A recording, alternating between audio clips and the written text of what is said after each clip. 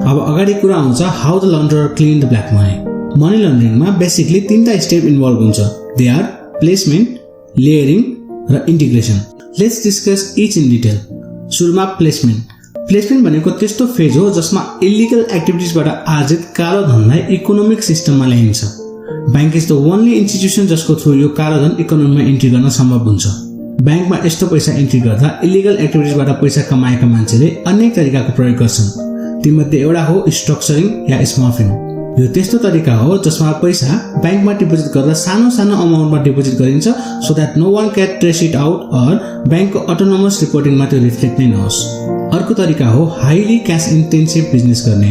Highly cash intensive business like real estate, jewellery shop, barber shop आदिमा cash intensive business हुन्छ, अर्थात् सबै business क्याशमा हुन्छ।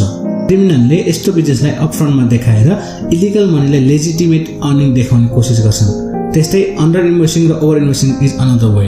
यति हुँदै गर्दा पनि लिगल इन्फोर्समेन्ट एजेन्सीबाट त्यो पैसाको ओरिजिन पत्ता लाग्ने चान्स अझै पनि हाई हुन्छ। That is why criminal moves to the second phase of money laundering, that is layering. Layering भनेको इलिगल पैसाको ओरिजिनलाई इल्युजनमा राख्ने प्रोसेस हो।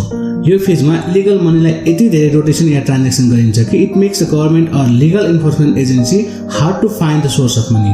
पैसालाई एउटा ब्याङ्कबाट अर्को ब्याङ्कमा बैंक ट्रान्सफर गर्ने, एउटा कन्ट्रीबाट अर्को कन्ट्रीमा वायर ट्रान्सफर गर्ने, अफसोर ब्याङ्कमा अकाउन्ट खोल्ने र पैसा ट्रान्सफर गर्ने, specially those who don't share the information to the another country. जस्तो वेबाट पैसालाई लेयरिङ गरिन्छ।